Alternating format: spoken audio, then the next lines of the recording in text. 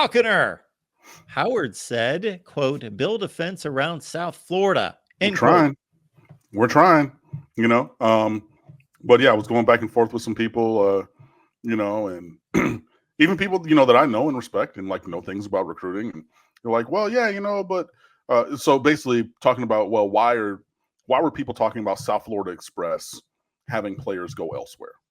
I'm like, but it's become a national group and they have players from around the country. And it's like, yeah, but everybody can't go to Miami, was the response. I said, well, no, it's about the ones that are not going to Miami. Jeremiah Smith, prime example. And they're like, and then that person responded, was like, yeah, well, you can't get everybody. And then another friend of mine popped in and was like, yeah, but if you can't get everybody, then let's get all the best dudes and let the ones that get away be the other ones. Let it not be where we're aspirationally looking up and the top guys get away. And that's the issue. So we are trying to build that fence around South Florida and just, those guys that we want. But it takes time and, we're working on it. But that is part of the process.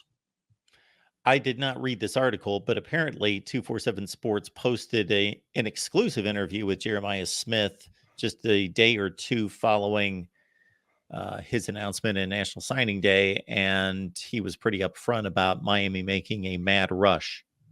Yeah. And he said, he went to 2 minutes before the ceremony and everything, and then just, really thought about, the history of success that Heartline has had in developing players. But again, and I know that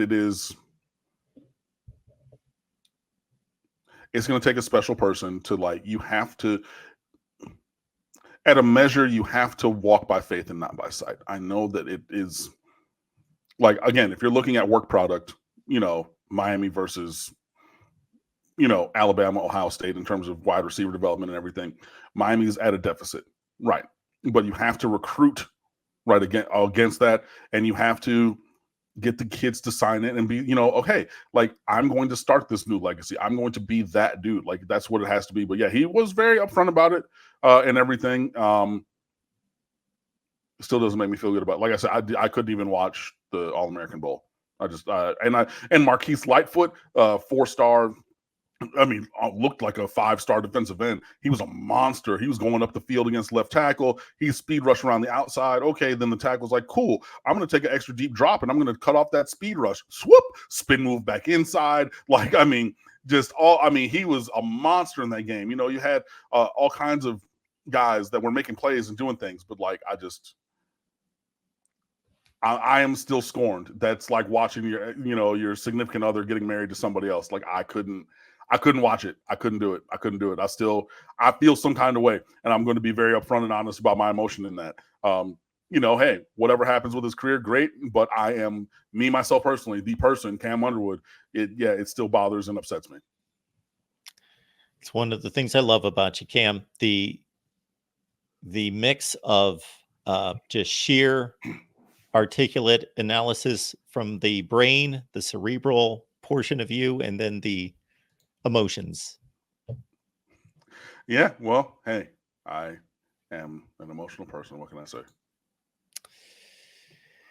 Michael Davis, Howard said, oh no, FSU is coming 4th and 14. Cool, thanks.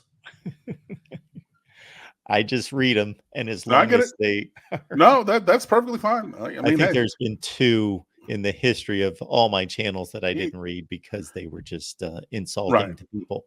All right, Light Skin Cage. Here we go. I think, let me get the name correct. Reese Poffenbarger is a solid depth add with potential, mobile gunslinger, decisive, and good short interim touch. In my opinion, lacks size, upper end arm strength to consistently hit the shots that could cap his Power 5 career. A veteran Power 5 quarterback is my first choice. Yeah. So moving on to this question, Light Skin Cage, appreciate it. So Reese Poffenbarger transferred from FCS University of Albany, where he was the FCS's leading passer with over 3,600 yards, had also 36 touchdowns, and led the team to the quarter or semifinals of the FCS playoffs. I forget which one, but a deep run into the playoffs. He is 6'1.5" tall, about 210, 215 pounds. So he is not the largest guy. So he does not fit necessarily the physical profile that Shannon Dawson has been recruiting. Neither does Luke Nickel, the 2025 commit, who's only 6'2", as opposed to other dudes in the room who are 6'5", 6'5", and 6'6", or 6'7", depending on what you have on Judd Anderson. But yeah, this is a guy who has dual threat ability. He is mobile in the pocket. He will also pull it and run. You see that on his highlights. He is a gunslinger, definitely. I will have that from seeing his film and everything. Seems pretty decisive, will read the field, or at least half of it, but has a good idea of the offense and what they're trying to do and where they're trying to get the ball. Has good touch in the short and intermediate ranges, like Light Skin Cage says. His arm is average. It's not really super strong. So the deep shots are not going to be, okay, I'm sitting here and I'm reading the crosser, the check down, the out, oh, hey, there's a guy 60 yards down the field. Late, let me throw that. Like, it's not like we're getting Matt Stafford, kind of arm where, I watched his whole entire career for the Detroit Lions, right? So he could look around and be like, oh, there's a guy over in Ypsilanti somewhere. Let me sling the ball and it'll get there on time. That's not going to be the thing with Reese Poffenbarger. So we can scheme shots up. They schemed plenty of deep shots up at Albany. They need to get, the ball has to come out on time. He can push the ball, 50-ish yards down the field. I mean, depending. So those are like between 35 and 50-yard throws, depending on what your diagonal is. Like from the far hash over, he had a nice throw that was about 56 yards. And I actually did the math on the hypotenuse of that right triangle, seeing how far down the field and how wide it was for that throw. But yeah, I mean, good enough arm strength, right? And again, good performance. Took a team deep into the FCS playoffs. I think at this point, we definitely as the roster is currently constructed. So that being Reese Poffenbarger, Judd Anderson, Emory Williams coming off of an arm injury, of obviously non-throwing arm, but still, and Jakari Brown. With those four right now, roll the ball out there, best man wins. And I think that we should always take that view. But like when you have a Tyler Van Dyke coming back heading into this season, it wasn't a quarterback competition. It was Tyler Van Dyke's team. And like when you have a star player like that, it should be. Now, he did not live up to the potential of performance, but that methodology fit. In this one, it's open. I think it should be. Now, a veteran quarterback being Light Skin Cage's choice and mine also, if Tua's little brother, Talia Tungavaloa, gets a miracle extra year, sign me up. Let's go. Bring him down. He can stay at his brother's house, drive down to campus. I don't care. But I think that he fits and is a clear upgrade for 1 year of over what we have seen. And then just let him fight it out. And even if you bring him in, then say, look, we're going 5 wide on the quarterback room.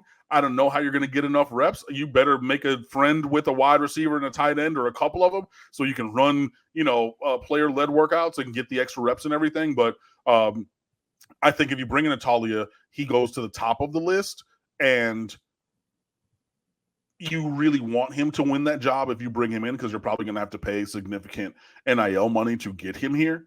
But I would be much more comfortable with that. From a scholarship standpoint, I would feel better with 4 quarterbacks instead of 5, especially with 1 as a mercenary for 1 year, because you still can only have 85 scholarships, right? You can bring in players from like unlimited players from whatever source up to your 85 cap. And like, we're kind of getting close to it. So I would prefer that we ran with 4, but from a talent standpoint, I would feel better about the 24 season if we brought in Talia or someone of that ilk that's out there to raise the talent ceiling for this position. But bringing in Poffenbarger, the last thing I'll say is I think that he raises the floor for this ceiling. I don't think that it would fall out to be, 5-7, 4-8, 3-9 with him on the roster. I think I think he raises the floor to like a 6-6, which isn't the greatest. It's not Nick Saban championship. It's not Bobby Bowden 22 years in a row, top 3 finishes. I know it's not that, but raising the floor to being bowl eligible minimum is still a step in the positive direction, and hopefully we build on top of that. I've seen a lot of Talia Tungavailoa. I like what I see. I've always liked him. I just think he can sling it. Now, that might be just a little bit more fan in me than, oh, I've got to sign him to play for my team, because he puts the ball in harm's way a little bit too often, because he does trust his arm. But, man, if you can rein that in just a little bit, go watch him play Michigan last year. Man, he put on a clinic, but he also threw 2 picks that weren't the best. And he also scrambled to his left. Now, this is also the Michigan pass rush being devastating in a way that we saw Monday night. He had a scoop and score against him because they just blindsided him, chased him down, and stripped the ball out of his hands. And there you go.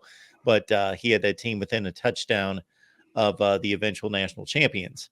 So even to get there, he had to play, in 7th gear, throttle on, like skirting the edge of a sharp knife, and everything. And if you look around, you think, okay, well, you have comparable or better skill position talent all around. You have a better offensive line in Miami than you do at Maryland currently, and things like that. Like, maybe there are other things on this roster that can help rein in the fact that he had to play like his hair was on fire. It's almost like they're not the same player at all. The going to the professional level will not be the same. So I say all that up front. But after he finally got into the starting lineup, people talk to Patrick Mahomes about his time at Texas Tech. Like, bro, you threw all these interceptions. He's like, I knew that I was the guy and there weren't guys like that with me. So I had to increase my risk profile to have a chance.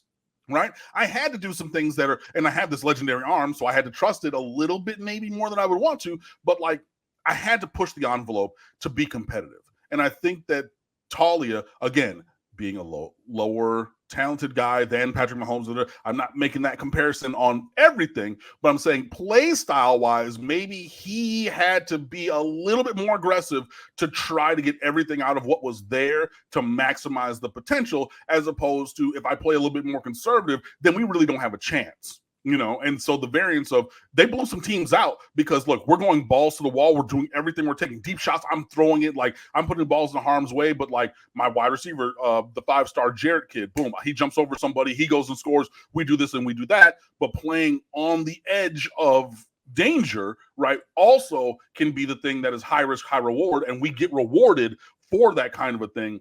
And if he doesn't, and if he has more talent around him, maybe he can scale back that level of performance where he's skirting the edges a little bit of the margins of performance, as it were, so that he can rein it back in and be a little bit more successful. And I would hope that is the case if my prior analogy is accurate or near enough. But again, I'm not saying that he is like the other player I mentioned. I'm just talking about increasing risk profiles and things like that during on-field performance.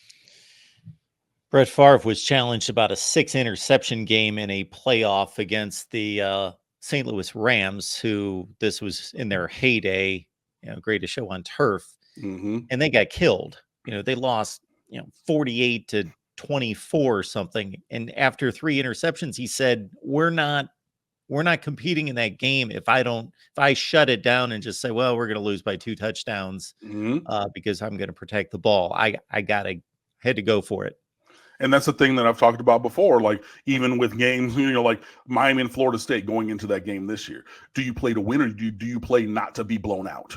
And that's exactly what it is. Like, look, so I had to sling it up there because I'm playing to win. And if you miss those shots, like if you take home run swings, maybe you hit it 575 feet, right?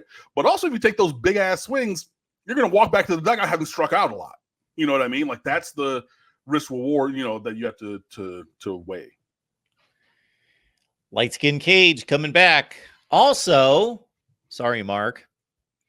Congrats, Cam, with the Wolverines W.